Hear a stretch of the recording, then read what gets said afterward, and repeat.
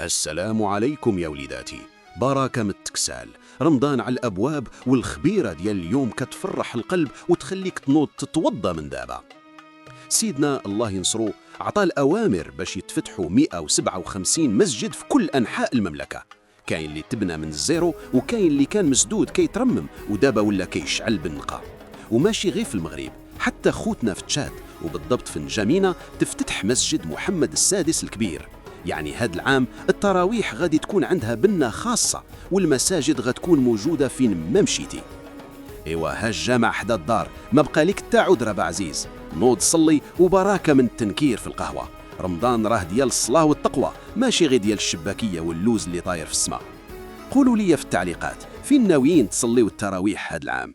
ديروا ابوني للقناة، وما تنساوش تشوفوا الفيديو اللي فات على مغرب في 2030 واش بالصح غادي نوليو قوة اقتصادية. تهلاو.